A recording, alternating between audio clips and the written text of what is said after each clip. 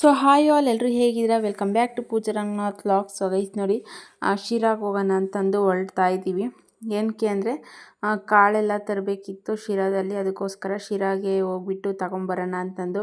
ಏನಂದರೆ ನಾವು ಬೆಳೆದಿಲ್ವಲ್ಲ ಕಾಳೇನೂ, ಸೊ ಎಲ್ಲ ರೇಷ್ಮೆ ಹಾಕಿದ್ದಾರೆ, ಬೆಳೆಯೋಕ್ಕಾಗೋದಿಲ್ಲ ಅಂತಂದು ಕಾಳೆಲ್ಲ ತಗೊಂಡು ಬರೋಣ ಅಂತಂದು ಹೊರಡ್ತಾ ಇದ್ದೀವಿ. ರೇಟ್ ಎಲ್ಲ ಕಡಿಮೆ ಇದೆ ಅಂತ ಹೇಳಿದ್ರು. ನಮ್ಮೂರಲ್ಲಿ ಕೆಲವರೆಲ್ಲ ಹೋಗಿ ತೊಗೊಂಡು ಬಂದಿದ್ರು. ಸೊ ನೋಡೋಣ, ನಾವು ಹೋಗಿ ತೊಗೊಂಡು ಬರೋಣ ಅಂತಂದು ರೇಟೆಲ್ಲ ಯಾವ್ಯಾವ ಥರ ಇರುತ್ತೆ ಅಂತ ತಿಳ್ಕೊಂಡು ಬರೋಣ ಅಂತಂದು ಹೊರಡ್ತಾ ಇದ್ದೀವಿ. ರೆಡಿ ಆದೆ ನೋಡಿ. ಶಿರಾ ಹೊರಟಿದ್ದೀವಿ. ಮನೆ ತಿನ್ನೋ ಆಗಲ್ಲ.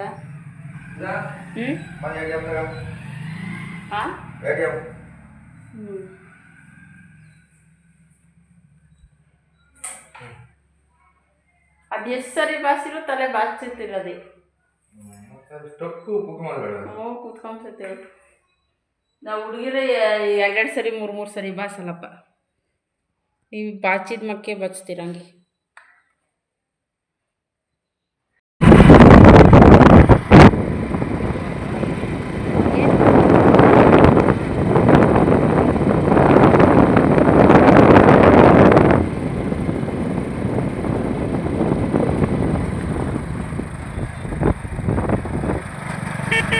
ಸೊ ಗುಂಡ್ಗೇನಹಳ್ಳಿ ಬಿಟ್ಟು ಸ್ವಲ್ಪ ಮುಂದೆ ಬಂದರೆ ನೋಡಿ, ಎಷ್ಟು ಬರೀ ಜಾಲಿ ಗಿಡನೇ. ರೋಡ್ ಸೈಡ್ ಪೂರ್ತಿ ಕೂಡ ಜಾಲಿ ಗಿಡನೇ ಇರುತ್ತೆ. ಎಷ್ಟು ದಟ್ಟವಾಗಿ ಬೆಳ್ಕೊಂಡಿದೆ ನೋಡಿ ಎಲ್ಲ ರೋಡ್ ಸೈಡಲ್ಲಿ. ಈ ಜಾಲಿ ಗಿಡಕ್ಕೆ ನೀರೇ ಬೇಕಾಗಿಲ್ಲ ನೋಡಿ, ಎಷ್ಟು ಚೆನ್ನಾಗಿ ಅಚ್ಚು ಬೆಳ್ಕೊಂಡಿರುತ್ತೆ. ಅದೇ ಬೇರೆ ಯಾವುದಾದ್ರೂ ರೈತರು ಬೆಳೆಯೋ ಅಂಥದ್ದು ಆದರೆ ಚೆನ್ನಾಗಿ ಬೆಳೆಯೋದೇ ಇಲ್ಲ. ನೀರಿಲ್ಲ ಅಂದರೆ ಅವು ಬೆಳೆಯೋದೇ ಇಲ್ಲ. ಇದು ನೋಡಿ ಜಾಲಿ ಗಿಡಕ್ಕೆ ಯಾವ ಥರ ಬೆಳ್ಕೊಂಡಿದ್ದೆ ಅಂತಂದು. ಹಾಗೆ ನೋಡಿ ಬಂದ್ವಿ, ಎಂಟ್ರಿ ಆದ್ವಿ ಶಿರಾಗೆ. ಈ ಕೆರೆ ಇದೆಯಲ್ಲ, ಎಷ್ಟು ದೊಡ್ಡ ಕೆರೆ ಅಂದರೆ ಅಲ್ಲಿಂದ ಇದೆ ಇದು ಏರಿ ನೋಡಿ ಎಲ್ಲಿವರೆಗೂ ಇದೆ ಅಂತಂದು. ತುಂಬ ದೊಡ್ಡ ಕೆರೆ ಅನಿಸುತ್ತೆ ಇದು. ಸೊ ಎಂಟ್ರಿ ಆದ್ವಿ ಶಿರಾಗೆ. ಸಂತೆಗೆ ಹೋಗ್ಬೇಕೀಗ. ನೋಡಿ ಕಾಳೆಲ್ಲ ತಗೊಳ್ಳೋಣ ಅಂತಂದು ಈ ಕಡೆ ಕೃಷಿ ಮಾರುಕಟ್ಟೆ ಅಂತಂದು ಬೋರ್ಡ್ ಹಾಕಿದ್ರು, ಅಲ್ಲಿ ಬಂದ್ವಿ. ಎಲ್ಲ ರೇಟೆಲ್ಲ ಎಲ್ಲ ಕಡೆನೂ ಒಂದೇ ಥರ ರೇಟೇ, ಎಲ್ಲಿ ಕೇಳಿದ್ರು ಅದೇ ರೇಟೇ ಹೇಳ್ತಾರೆ. ಕೆಲವೊಂದು ಕಡೆ ಒಂದು ಕಡೆನೋ ಎರಡು ಕಡೆನೋ ಅಷ್ಟೇ, ಒಂದು 5 ರೂಪಾಯಿ ಕಡಿಮೆ ಹೇಳಿದ್ರು ಅಷ್ಟೇ. ನೋಡ್ಕೊಂಡು ಎಲ್ಲಿ ಕಡಿಮೆ ಇದೆ ಅಲ್ಲಿ ನೋಡಿಕೊಂಡು ತೊಗೊಂಡು ಬಂದ್ವಿ. ಕಾಳೆಲ್ಲ ಚೆನ್ನಾಗಿದ್ವು.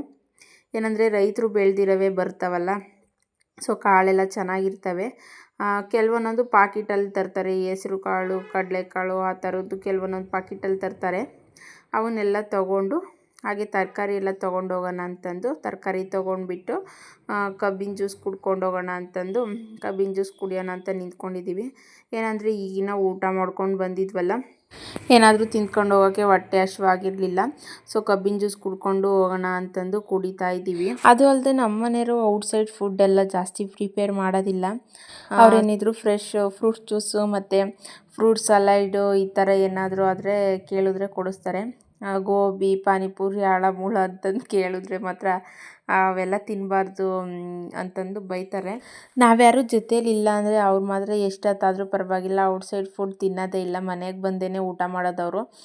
ನಾವು ಯಾರಾದರೂ ಜೊತೆಗಿದ್ರೆ ಮಾತ್ರ ಔಟ್ಸೈಡಲ್ಲಿ ಜಾಸ್ತಿ ಟೈಮ್ ಆದರೆ ಊಟದ ಟೈಮು ಮೀರಿದ್ರೆ ಮಾತ್ರ ಏನಾದರೂ ತಿಂದ್ಕೊಂಡು ಬರ್ತೀವಿ. ಅವ್ರು ನಮ್ಮ ಮನೇಲಿ ಅದೇ ಥರನೇ, ಔಟ್ಸೈಡ್ ಫುಡ್ ಸ್ವಲ್ಪ ಕಡಿಮೆ. ಅದು ಅಲ್ಲದೆ ಸಾಸು ಅದು ಇದು ಎಲ್ಲ ಹಾಕಿರ್ತಾರಲ್ಲ, ಸೊ ಅದಕ್ಕೆ ಅವರು ಇಷ್ಟಪಡೋದಿಲ್ಲ ಔಟ್ಸೈಡ್ ಫುಡ್ಡು. ಹಾಗೆ ಮನೆಗೆ ಬಂದ್ವಿ. ಮನೆಗೆ ಬಂದುಬಿಟ್ಟು ತರಕಾರಿ ಎಲ್ಲ ಎತ್ತಿಡ್ತಾ ಇದ್ದೀನಿ. ಕವರಲ್ಲಿ ಹಂಗೆ ಬಿಟ್ಟರೆ ಮತ್ತೆ ಕಾವಾಗೆಲ್ಲ ಇದಾಗುತ್ತೆ ಅಂತಂದು ತರಕಾರಿ ಬುಟ್ಟಿಲೇ ಹಾಕಿ ಎತ್ತಿಡ್ತಾ ಇದ್ದೀನಿ. ಏನಾದರೆ ಫ್ರಿಡ್ಜಿನೂ ತೊಗೊಂಡಿಲ್ಲ.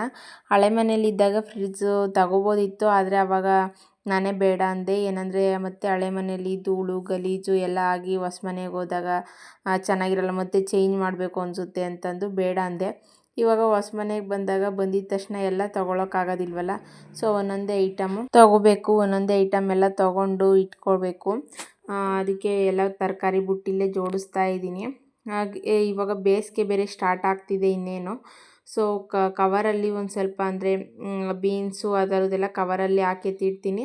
ಇನ್ನಿದ್ದೆಲ್ಲ ಟೊಮೊಟೊ ಬದನೆಕಾಯಿ ಆ ಥರ ಎಲ್ಲ ಹಂಗೆ ಬುಟ್ಟಿಲಿ ಹಾಕಿಟ್ರೆ ಯಾವಾಗ ಯೂಸ್ ಮಾಡ್ಕೋಬೇಕಾದ್ರೆ ತಗೊಂಡು ಯೂಸ್ ಮಾಡ್ಕೋಬೋದು ಅಂತಂದು ಎಲ್ಲ ಎತ್ತಿಡ್ತಾ ಇದ್ದೀನಿ. ಸಪ್ರೇಟ್ ಮಾಡಿ ಒಂದೇ ಕವರಲ್ಲಿ ಹಾಕಿಸ್ಕೊಬಂದಿರ್ತೀವಲ್ಲ, ಸಪ್ರೇಟ್ ಮಾಡಿಬಿಟ್ಟು ಎತ್ತಿಟ್ಬಿಟ್ರೆ ಸೊ ಒಂದೊಂದೇ ಕೆಲಸಗಳು ಕಡಿಮೆ ಆಗ್ತಾ ಇರುತ್ತೆ. ತಂದುಬಿಟ್ಟು ಅಲ್ಲಲ್ಲೇ ಬಿಟ್ಬಿಟ್ರೆ ಮತ್ತೆ ಕೆಲಸಗಳು ಹಂಗಂಗೆ ನಿಂತುಬಿಡುತ್ತೆ. ಒಂದೊಂದೇ ತಂದಿದ ತಕ್ಷಣ ಹಂಗೆ ಎತ್ತಿಡಬೇಕು.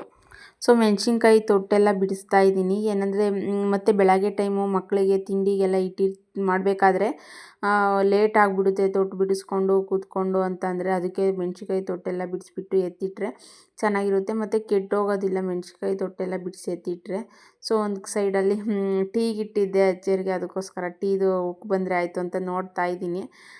ಮೆಣಸಿನ್ಕಾಯಿ ತೊಟ್ಟೆಲ್ಲ ಬಿಡಿಸಿ ಎತ್ತಿಟ್ಬಿಟ್ಟು ಅವ್ರಿಗೆ ಟೀ ಕೊಟ್ಟು ನೋಡಬೇಕು ಬಟ್ಟೆ ಕಟಿಂಗ್ ಮಾಡಬೇಕಾ ಸ್ಟಿಚ್ ಮಾಡಬೇಕಾ ಅಂತ ನೋಡಿಕೊಂಡು ಕಟಿಂಗ್ ಮಾಡೋಕ್ಕೆ ಹೋಗಬೇಕು. ಸೊ ನೋಡಿ ಬಿಸಿಲಾಗಿ ಬಂದ್ವಲ್ಲ, ತಲೆಯೆಲ್ಲ ನೋಯ್ತಾ ಇತ್ತು ನನಗಾಗಲೇ. ಬಿಸಿಲಾಗಿ ಹೋದರೆ ಆಗಲ್ಲ, ನನಗೆ ತಲೆನೋವು ಬಂದ್ಬಿಡುತ್ತೆ ಜಾಸ್ತಿ. ಸೊ ಅದಕ್ಕೆ ಇವತ್ತು ತಲೆ ಸ್ನಾನ ಮಾಡಿರಲಿಲ್ಲ, ಸುಮ್ಮನೆ ಮೈಗೆ ಸ್ನಾನ ಮಾಡಿಕೊಂಡು ಹೋಗಿದ್ದು. ಇಲ್ಲಾಂದರೆ ತಲೆ ಸ್ನಾನ ಮಾಡ್ಕೊಂಡ್ಬಿಟ್ರೆ ಕೂದಲು ಒಣ ಕೂದಲು ಇರ್ತಾವಲ್ಲ, ಸಿಕ್ಕಾಪಟ್ಟೆ ತಲೆನೋವು ಬಂದ್ಬಿಡುತ್ತೆ, ಕಂಟ್ರೋಲ್ ಮಾಡೋಕ್ಕೆ ಆಗಲ್ಲ, ಅಷ್ಟೊಂದು ತಲೆನೋವು ಬರುತ್ತೆ ನನಗೆ. ಸೊ ಅದಕ್ಕೋಸ್ಕರ ಬಿಸಿಲಲ್ಲಿ ಹೋದರೆ ಎಣ್ಣೆ ಹಚ್ಚಿರಬೇಕು, ಇಲ್ಲಾಂದರೆ ತಲೆನೋವು ಸ್ಟಾರ್ಟ್ ಆಗಿಬಿಡುತ್ತೆ. ಅದಕ್ಕೆ ತಲೆ ಸ್ನಾನ ಮಾಡಲಿಲ್ಲ ಇವತ್ತು, ಮೈ ಮಾತ್ರ ಸ್ನಾನ ಮಾಡಿಕೊಂಡು ಹೋಗಿದ್ದಷ್ಟೇ. ನೋಡಿರಿ ಕಣ್ಣೆಲ್ಲ ಉರಿತಿದ್ದಾವೆ ಇವಾಗ. ಅದಕ್ಕೆ ಸ್ವಲ್ಪ ಮೆಂತೋ ಪ್ಲೇಸ್ ಹಚ್ಕೊಳ್ತಾ ಇದ್ದೀನಿ, ತಲೆನೋವು ಸ್ಟಾರ್ಟ್ ಆಗಿಬಿಡ್ತಲ್ಲ. ಸೊ ಅದಕ್ಕೆ ಬ್ಲೌಸ್ ಸ್ಟಿಚ್ ಮಾಡಬೇಕು, ಅದಕ್ಕೆ ಮೇಲ್ಗಡೆ ಬಂದೆ.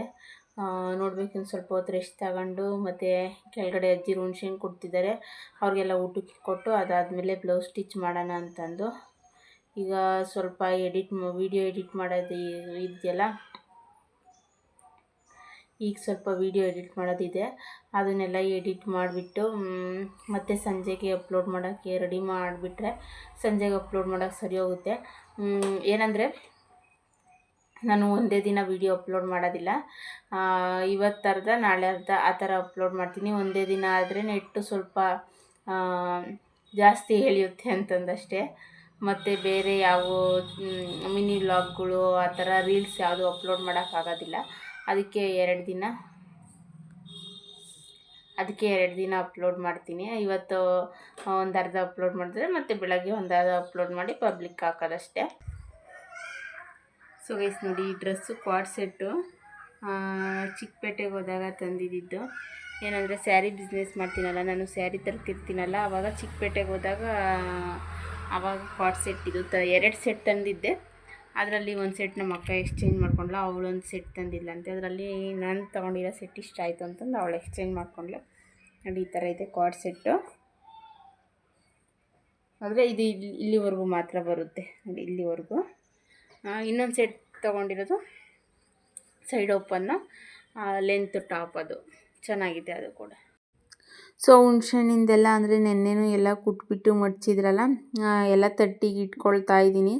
ಅದನ್ನೆಲ್ಲ ನೀಟಾಗಿ ಸುತ್ತ ಕಂಟ ಕೊಟ್ಕೊಂಡು ಜೋಡಿಸ್ಕೊಬಿಟ್ಟು ಮಧ್ಯೆ ಎಲ್ಲ ಹುಣ್ಸೆಹಣ್ಣು ಹಾಕಿ ಸುತ್ತ ಜೋಡಿಸ್ಕೊಂಡು ಮತ್ತು ಮೇಲ್ಗಡೆನೂ ಎಲ್ಲ ಜೋಡಿಸ್ಬಿಟ್ಟು ಎತ್ತಿಟ್ರೆ ಆಯಿತು ಅಂತಂದು ಜೋಡಿಸ್ತಾ ಇದ್ದೀನಿ.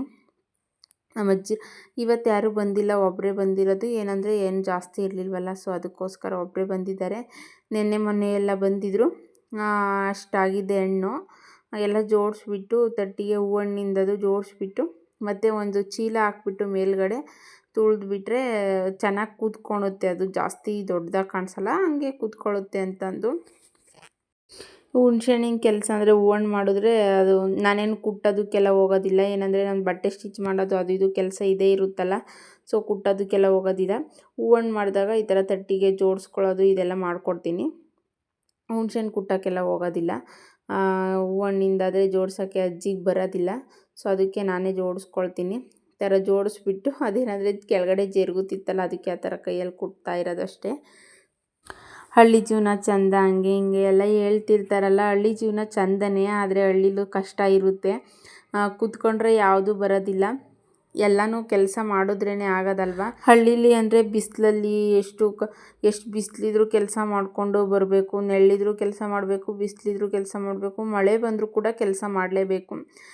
ಮಳೆ ಬಂದರೂ ಕೂಡ ಕೆಲವೊಂದು ಕೆಲಸಗಳು ಇರ್ತಾವಲ್ಲ, ಅವು ಮಾಡಲೇಬೇಕು.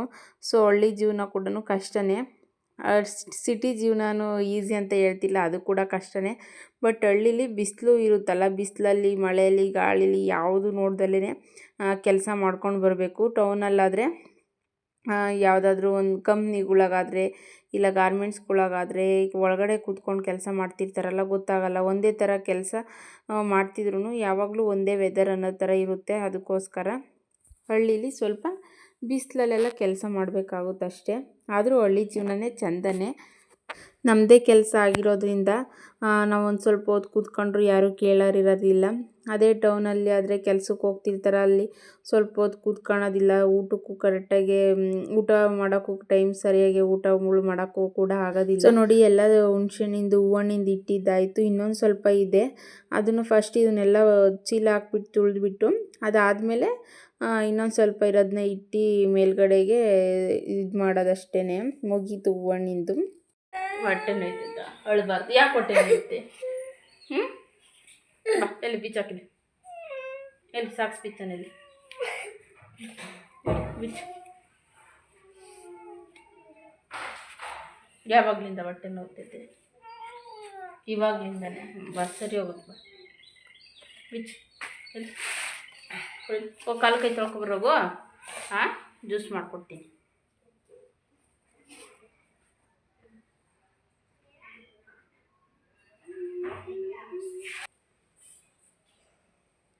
ಸೊ ಒಂದು ಹಲಸಿನಣ್ಣು ತಂದಿದ್ರು, ಮರದಲ್ಲೇ ಹಣ್ಣಾಗಿತ್ತಂತೆ, ಚೆನ್ನಾಗಿ ಹಣ್ಣಾಗಿಬಿಟ್ಟಿತ್ತು. ಮತ್ತು ಅದು ಜಾಸ್ತಿ ದಿನ ಇಟ್ಬಿಟ್ರೆ ಒಂಥರ ಮೆತ್ತಗೆ ಆಗ್ಬಿಡುತ್ತೆ, ಜಾಸ್ತಿ ಹಣ್ಣಾಗ್ಬಿಟ್ಟು ಅಂತ ಕೊಯ್ತಾ ಇದ್ದೀನಿ. ಮಕ್ಕಳು ನೋಡಿ ಬಂದರು, ನಾನು ಬಿಡಿಸ್ತೀನಿ ಅಂತಂದು ಎಣ್ಣೆ ಹಚ್ಕೊಂಡು ಕೂತ್ಕೊಂಡಿದ್ದಾನೆ ಇವನು.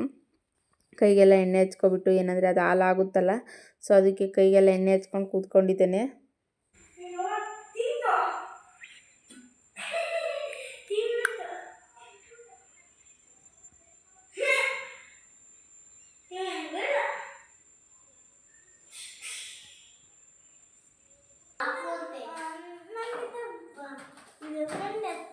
ಫ್ರೆಂಡು ಏನೇನು ಮಾತಾಡ್ತೀಯ ಅದ್ರ ಜೊತೆ?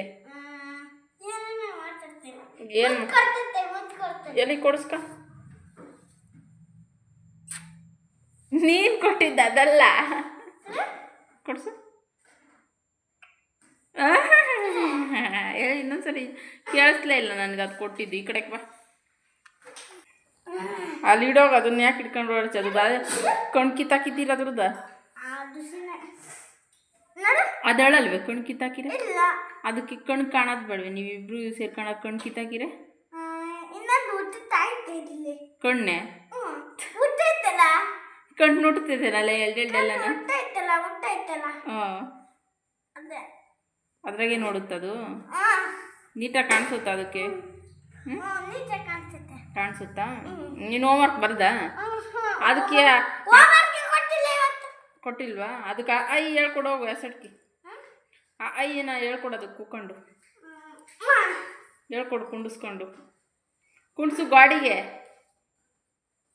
ಅಲ್ಲಿ ಕುಂಡ್ಸಿ ಹೇಳ್ಕೊಡು.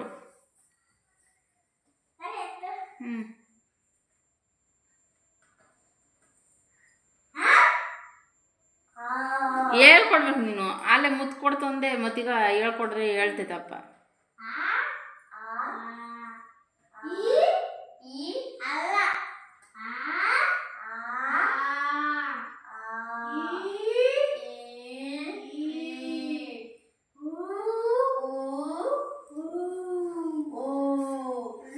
ಎಲ್ಲಿ ಅರ್ಥ ಆಗುತ್ತಾ ಇಲ್ವ ಕೇಳೋದಕ್ಕೆ ಫಸ್ಟು?